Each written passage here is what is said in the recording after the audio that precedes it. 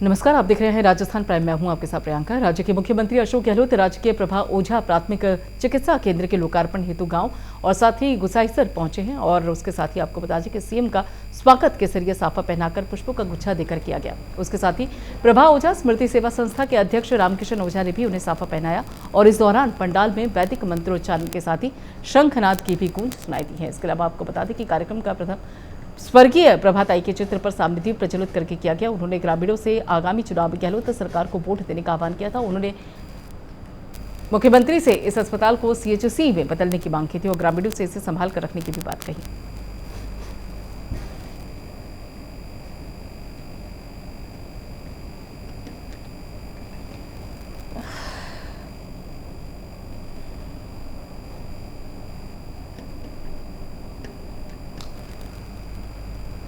तो केसरिया साफा पहनाकर स्वागत किया गया। ये बीकानेर की तस्वीरें हैं आपकी टेलीविजन स्क्रीन पर और उसके साथ साथ आपको बता दें कि गहलोत सरकार को वोट देने का आह्वान किया गया है और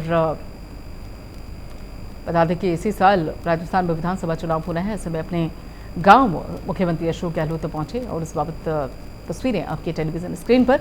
केसरिया साफा पहनाकर अशोक गहलोत का स्वागत किया गया और भारी संख्या में लोग उनसे मिलने के लिए भी पहुंचे थे। बीकानेर की तस्वीरें हैं ये और गहलोत सरकार को वोट देने का आह्वान इस दौरान किया गया।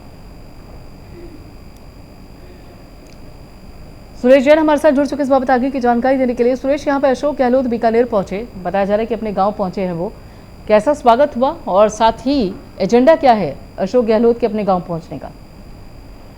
आपको बता दूं कि ये चुनावी वर्ष है। इस चुनावी वर्ष में सीएम गहलोत का बीकानेर जिले में एक सप्ताह में ये दूसरा दौरा है।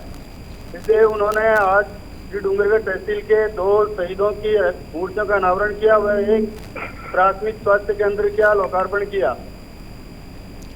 बिल्कुल, और यहाँ पर जिस तरीके से स्वागत हुआ है अशोक गहलोत का, उसके साथ साथ उन्होंने ये भी कहा है, ये कहा जा रहा है कि बीकानेर में बाकायदा आह्वान किया गया है कि गहलोत सरकार को ही वोट दिया जाए। बिल्कुल, ये गहलोत अपनी सरकार को ही वोट देकर के और सरकार बनाने की बात कर रहे हैं। वहीं पे गहलोत ने चुटकी देते हुए मोदी पे कहा कि अच्छे दिन लाने वालों को आज जनता कह रही है हमारे तो पूरे दिन ही वापस ला दो। उन्होंने कहा कि मैंने मोदी जी से कहा कि आप पूरे देश में सबके लिए समान और पूरी पेंशन देकर जनता का भला करो। सीएम ने कहा कि हमने जनहित की योजनाएं शुरू की है और भाजपा ने उन्हें बंद करने का काम किया है। बिल्कुल, यानी कि अगर देखा जाए तो अशोक गहलोत यहाँ पर विपक्ष पर हमलावर होते हुए नजर आए और जिस तरीके से बीकानेर पहुंचे अशोक गहलोत और उन्होंने आह्वान किया है कि देखिए जो कांग्रेस सरकार है उसी को वोट कीजिए, तो इस बाबत मानकर चला जाए कि विधानसभा चुनाव को लेकर अब अशोक गहलोत भी जमीनी स्तर पर जुट गए हैं। बिल्कुल, अशोक गहलोत काफी मेहनत कर रहे हैं, इस बार वापस सरकार बनाने के लिए प्रयासरत है। जी प्रियंका। चलिए, शुक्रिया सुरेश इस सारी जानकारी के लिए। यहाँ पर आपको बता दें कि गहलोत सरकार को वोट देने का आह्वान किया जा रहा है और उसके साथ साथ अशोक गहलोत बीकानेर अपने गांव पहुंचे, वहां पर लोगों से मुलाकात की, उनका दुख सुख जाना और भारी संख्या में भी लोग पहुंचे उनसे मुलाकात करने के लिए और साथ ही अपनी समस्याओं को उनके सामने रखा और ऐसे में केसरिया साफा पहनाकर अशोक गहलोत का स्वागत करते हुए नजर आए बीकानेर के उनके गाँव के लोग। और ये उसी पल की तस्वीरें हैं आपकी टेलीविजन स्क्रीन पर। आपको बता दें कि इसी साल राजस्थान में विधानसभा चुनाव होना है, तो एक तरफ जहां पर बीजेपी जो कि विपक्ष में है इस वक्त सत्ता में आने के लिए पुरजोर कोशिशें करने में जुटी हुई है और साथ ही कोई मौका नहीं छोड़ती जिसके चलते गहलोत सरकार को आड़े हाथों लिया जाए। वहीं दूसरी तरफ अगर गहलोत सरकार की बात की जाए, कांग्रेस सरकार की बात की जाए राजस्थान में, तो इस बाबत भी कांग्रेस अब धरातल पर काम करती हुई नजर आ रही है। खासतौर पर यहाँ पर महंगाई से राहत पहुंचाने के लिए लगातार कैंप का भी आयोजन किया जाता है। वहीं दूसरी तरफ आपको बता दें कि जो राजस्थान के मुख्यमंत्री अशोक गहलोत वो खुद बीकानेर अपने गांव पहुंचते हैं, वहां पर लोगों से मुखातिब होते हैं। उसी बाबत तस्वीरें हैं आपकी टेलीविजन स्क्रीन पर।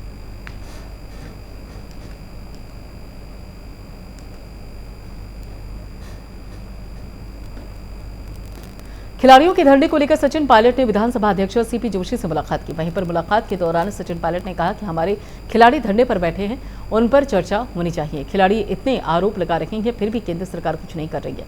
देश में ज्वलंत मुद्दे हैं और उन पर चर्चा होनी चाहिए। बेरोजगारी पर चर्चा होनी चाहिए। कर्नाटक में हम मजबूत स्थिति में हैं, विधानसभा चुनाव पास में है और ऐसे में पार्टी कार्यकर्ताओं को जिम्मेदारी दे रही है।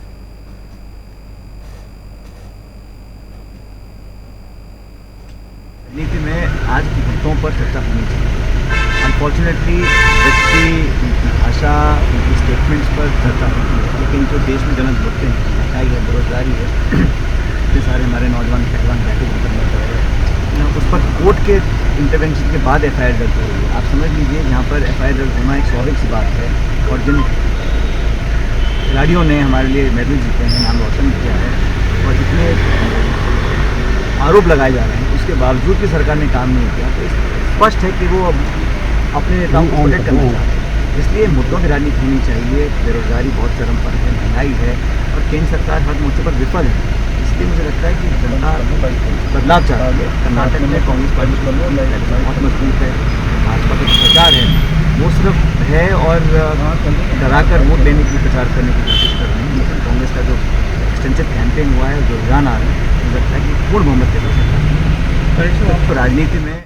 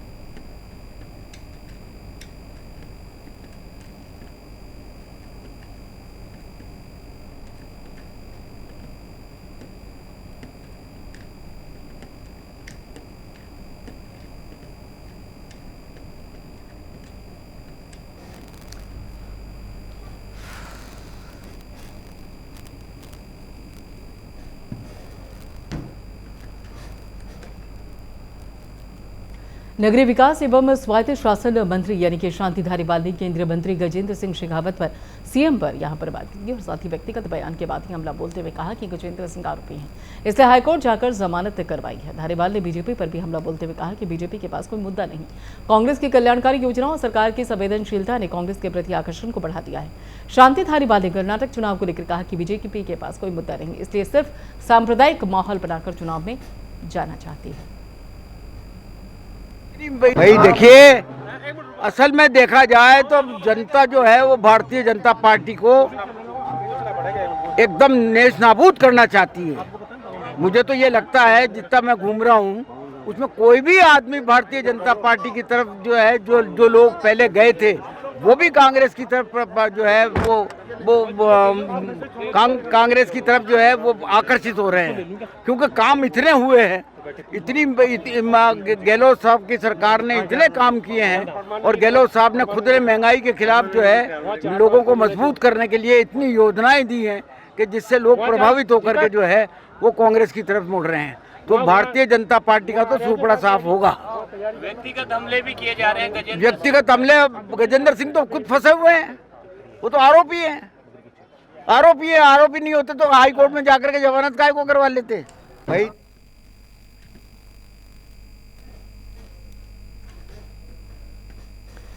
हरिमोहन मेहरा हमारे साथ जुड़ चुके इस बाबत आगे की जानकारी देने के लिए। हरिमोहन, यहाँ पर अगर देखा जाए तो शांति धारीवाल ने काफी गंभीर आरोप लगाए, इस बाबत कोई प्रतिक्रिया भी सामने आई है क्या?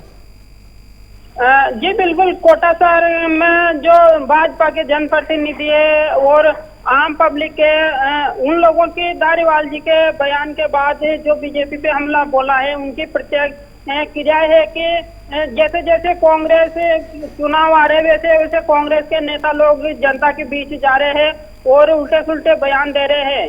जी प्रियंका जी, यानी कि अगर देखा जाए तो खासतौर पे कर्नाटक विधानसभा चुनाव तो कर्नाटक में है, लेकिन उसके बावजूद भी वहां का जो ताप है सियासी, उसकी जो एक तरीके से तपिश है वो राजस्थान तक पहुंच रही है। हरिमोहन जी बिल्कुल, क्योंकि आने वाले चुनाव हैं और अभी यूडीएच मंत्री 4 साल से तो जनता के बीच में नहीं गए और अभी जनता के बीच में जा रहे हैं, ऐसा भाजपा के लोगों का कहना है। और जो कर्नाटक चुनाव है उनको राजस्थान में भी मुद्दा बना के भाजपा, कांग्रेस के यूडीएच मंत्री ने कहा कि भाजपा के पास कोई मुद्दे नहीं है, हिंदू मुस्लिम करती है भाजपा, लेकिन कोटा की जनता भी समझ रही है और देश के लोग भी जान रहे हैं। बिल्कुल, देखिए वो तो चलिए बीजेपी की समस्या हुई कि किस एजेंडे के साथ जनता के बीच में उतर रही है, किस एजेंडे के साथ वो जनता के बीच में जाएगी। लेकिन सवाल ये उठता है कि देखिए पिछले 5 साल से राजस्थान में कांग्रेस की सरकार है, ऐसे में कांग्रेस की रणनीति क्या है, किन मुद्दों को लेकर, किन एजेंडों को लेकर आखिर कांग्रेस जनता के बीच में जाने वाली है, क्योंकि अब ज़्यादा महीने नहीं रह गए विधानसभा चुनाव को लेकर। जी, अगर कोटा की बात की जाए तो कोटा में यूडीएच मंत्री ने जो विकास करवाया है, यानी कि शहर की रौनक बदली है, वो एक ही मुद्दा है। जो सरकार की योजना है उनको चुनाव के पहले कांग्रेस पार्टी चाहती है कि लोगों को पता चले कि हम लोगों ने इतनी योजनाएं निकाली है और उनका लाभ भी मिले। तो फिलहाल वर्तमान दृष्टि से देखा जाए तो दो ही मुद्दे हैं कांग्रेस के पास, एक तो विकास का, दूसरा सरकारी योजनाओं को लोगों को बताना। जी प्रियंका। चलिए, बिल्कुल, बहुत बहुत शुक्रिया हरिमोहन इस सारी जानकारी के लिए। तो आपको बता दें कि राजस्थान में भी सियासी पारा हाई है। हालांकि कर्नाटक में विधानसभा चुनाव है, लेकिन उसकी ताप जो है वो राजस्थान तक पहुंच गई है। राजस्थान में एक तरफ वैसे ही इतनी गर्मी है, लेकिन जिस तरीके से कर्नाटक विधानसभा चुनाव को लेकर तविश यहाँ पर है, उसके चलते कहीं ना कहीं उसका असर विधानसभा चुनाव में जो राजस्थान में होंगे उस पर भी देखने को मिल रहा है। यही कारण है कि जो कांग्रेस है वो अब बीजेपी पर हमलावर होती जा रही है और बीजेपी भी यहाँ पर कोई कोर कसर नहीं छूट रही है सूबे की सरकार को कटघरे में खड़ा करने को लेकर।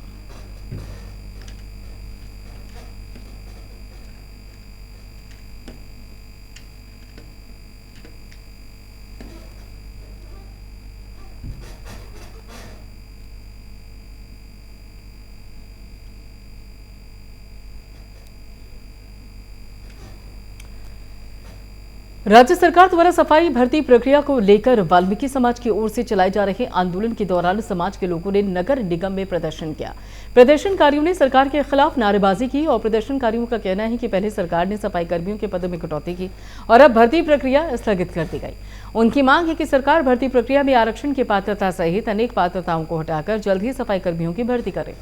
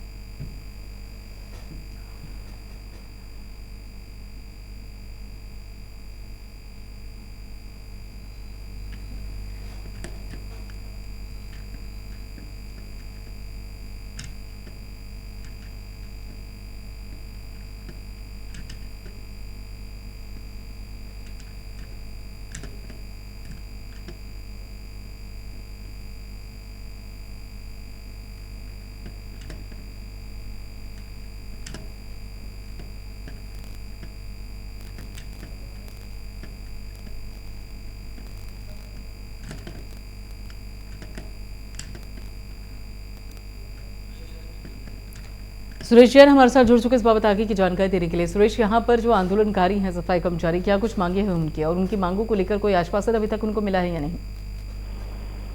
प्रियंका, आपको बता दूं कि राज्य सरकार द्वारा सफाई भर्ती प्रक्रिया को लेकर वाल्मीकि समाज की ओर से चलाया जा रहा आंदोलन है। इसमें प्रदर्शनकारियों ने कहा है कि सरकार ने पहले तो सफाई कर्मियों के पदों में कटौती की और भर्ती प्रक्रिया को स्थगित कर दिया, जिसका हम घोर विरोध करते हैं। ठीक है, लेकिन उनके इस विरोध को लेकर प्रशासन की तरफ से कोई आश्वासन मिला है क्या? प्रशासन की तरफ से अभी तक कोई आश्वासन नहीं मिला है। उन्होंने कहा है कि 3 मई से निगम कर्मचारियों द्वारा सफाई कार्य के बहिष्कार की चेतावनी जरूर दी गई है। बिल्कुल, और अगर यहाँ पे सफाई कर्मचारी कार्य बहिष्कार को लेकर चेतावनी देते हैं तो उस बाबत समझा जा सकता है सुरेश का कितना फर्क पड़ेगा सफाई व्यवस्था को लेकर, और ऐसे में कोने कोने में जाहिर है कि गंदगी नजर आएगी। तो ये अपने आप में अगर देखा जाए तो गंभीर समस्या है। तो इस बाबत प्रशासन अभी क्या कुछ करने में जुटा हुआ है? क्या इन आंदोलनकारियों से बातचीत का कोई दौर शुरू हुआ है क्या? प्रशासन ने अभी तक कोई बातचीत का दौर शुरू नहीं किया है। देखते हैं आने वाले 2-3 दिनों में क्या प्रशासन की तरफ से क्या जवाब आता है। चलिए, शुक्रिया सुरेश जैन सारी जानकारी के लिए। तो आपको बता दें कि ये सफाई भर्ती प्रक्रिया को लेकर आंदोलन जारी है। सफाई कर्मचारियों का कहना ये है कि उनकी मांगों पर जल्द ही गौर नहीं किया गया तो आने वाले दिनों में फिर कार्य बहिष्कार किया जाएगा। और अगर सफाई कर्मचारी कार्य बहिष्कार करेंगे उससे अंदाजा लगाया जा सकता है कि फिर स्थिति कितनी विकट हो जाएगी और व्यवस्थाएं कितनी ज़्यादा यहाँ पर अगर देखा जाए तो अलग अलग जगहों पर कूड़ा करकट देखने को मिलेगा। और अब देखना यह है कि प्रशासन कब तक इन आंदोलनकारियों की मांगों पर गौर करती है। धौलपुर जिले की नगर पालिकाओं में कार्यरत सफाई कर्मचारी 6 सूत्रीय मांगों को लेकर 3 दिन से हड़ताल पर गए। सफाई कार्मिकों ने राज्य सरकार के खिलाफ जमकर नारेबाजी की है। कलेक्ट्रेट तक जुलूस निकाला। सफाई कर्मचारी संघ के प्रदेश अध्यक्ष मोहन सिंह थलमार ने बताया कि सफाई कर्मचारियों की नई भर्ती में वाल्मीकि समाज को प्राथमिकता नहीं दी गई। उनकी मांग है कि सफाई कर्मचारियों की भर्ती में आरक्षण व्यवस्था को लागू न हो और राज्य सरकार भर्ती में वाल्मीकि समाज को वरीयता दी जाए। और सफाई कार्मिकों के हड़ताल पर चले जाने के बाद शहर में गंदगी के ढेर लग गए हैं। हड़ताल को सरकार में स्वच्छ राजस्थान का जो मिशन है गहलोत जी का, उसमें वाल्मीकि समाज ने कोरोना टाइम से लेके वो अब तक कंधे से कंधा मिला के काम किया है, लेकिन उसको ये सलाह मिला है उसकी भर्ती में उसको बिल्कुल अगर समाज के लिए कर दिया है। जो इसका परंपरागत सफाई कार्य का उसके लिए कोई जगह नहीं है। इसलिए हमारी गहलोत जी से मांग है कि वाल्मीकि समाज को प्राथमिकता दी जाए। हमारा हड़ताल का तीसरा दिन है। सफाई कर्मचारी भर्ती में जैसे धौलपुर के साथ साथ पूरा राजस्थान हड़ताल पर उतर आया है। ये गहलोत सरकार को बहुत शर्म की बात है कि हमारा वाल्मीकि समाज हड़ताल पर उतर आया है।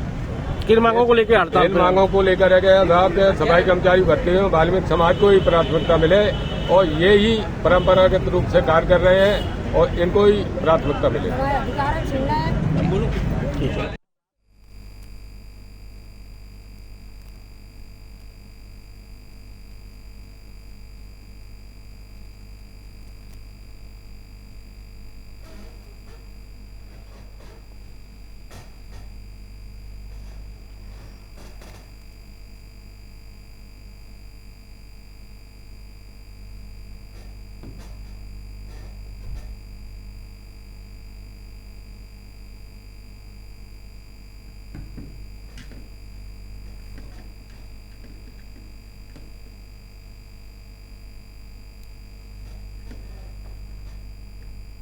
जनचेतना मंच महिला शाखा चित्तौड़गढ़ की ओर से समलैंगिक विवाह को मान्यता देने के विरोध में राष्ट्रपति के नाम जिला कलेक्टर को ज्ञापन सौंपा गया।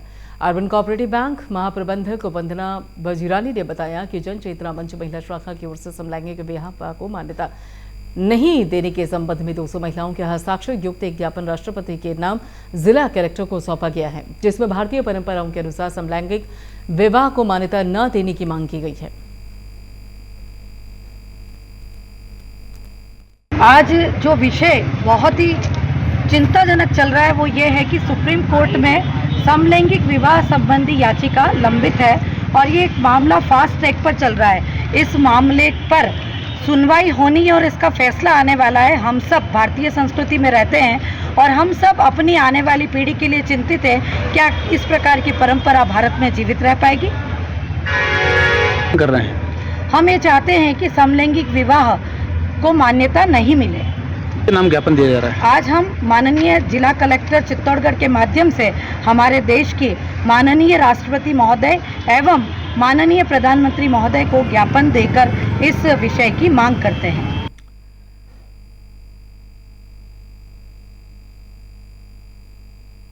और अगली खबर बूंदी से है, जहां पर गाड़ी सवार बदमाशों द्वारा आवासीय निवासी शारीरिक शिक्षक महावीर जैन के साथ ही स्कूल से लौटते समय फिरौती के लिए अपहरण कर जंगल में ले जाकर मारपीट करने के मामले में इकरामज़दा आरोपी और 2 अन्य आरोपियों के खिलाफ नई थाने में रिपोर्ट दर्ज करवाई गई, जिसमें पुलिस आरोपी को गिरफ्तार करने में कामयाब हुई और यह पूरा मामला नेनवा उपखंड के नई थाने का है।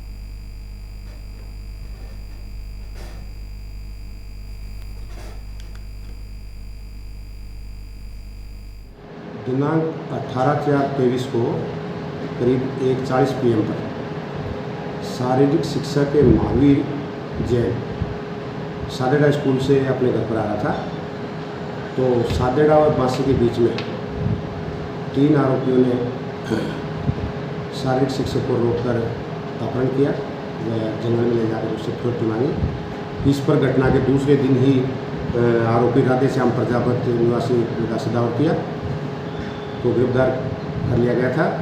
वह घटना में प्रयुक्त वाहन इको गाड़ी को जब्त किया गया था। उसके बाद मुख्य आरोपी रामपुर व एक अन्य आरोपी की लगातार तलाश चल रही थी।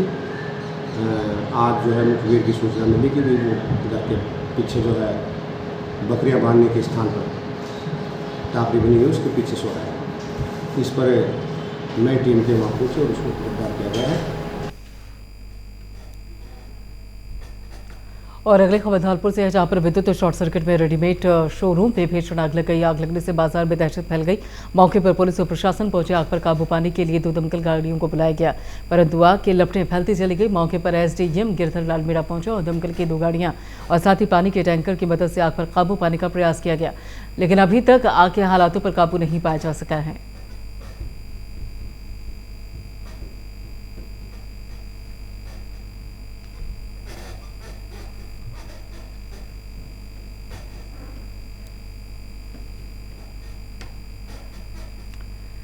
उधर धौलपुर में गहलोत सरकार की विफलताओं के खिलाफ आज बीजेपी ने जिला कलेक्ट्रेट का घेराव किया।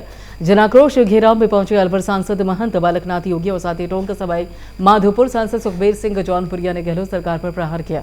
उन्होंने कहा कि राजस्थान में घोर अराजकता का माहौल बना हुआ है और महिला उत्पीड़न, भ्रष्टाचार, सड़कें, अतिक्रमण और बिजली की दरों में बढ़ोतरी के बीच गहलोत सरकार राहत कैंप लगा रखी है और जिसमें आमजन को गुमराह करने का काम किया जा रहा है। और इस मौके पर जिला अध्यक्ष श्रवण वर्मा, पूर्व राज्य मंत्री जवाहर सिंह समेत अन्य पदाधिकारी और कार्यकर्ता मौजूद रहे।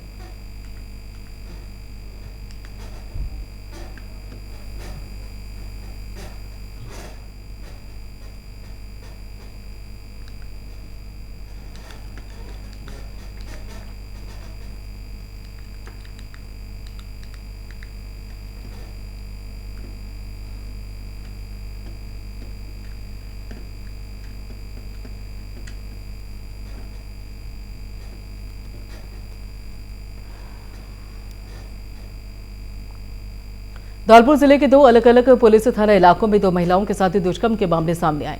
पुलिस ने दोनों मामलों में नामजद आरोपियों के खिलाफ दुष्कर्म के मामले दर्ज किए।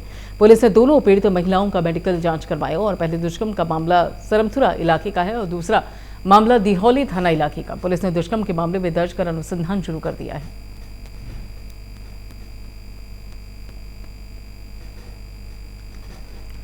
और अगली खबर सिरोही से है, जहां पर भाजपा युवा मोर्चा के जिला अध्यक्ष के विरुद्ध मुकदमे पे जुड़े हुए मामले सामने आए। जिला मुख्यालय पर बीजेपी के कार्यकर्ताओं ने विशाल धरना प्रदर्शन किया। जिले भर से सैकड़ों लोग धरना प्रदर्शन में शामिल हुए। शासन प्रशासन के विरुद्ध जोरदार नारेबाजी कर विरोध जताया गया। पूर्व मंत्री ओटा नाम निवासी सहित कई वक्ताओं ने संबंधित यहां पर बात की और साथ ही जो लोग मौजूद थे उनको संबोधित किया। एडीएम को ज्ञापन सौंप कर पूरे प्रकरण की निष्पक्ष जांच करवाने की मांग की।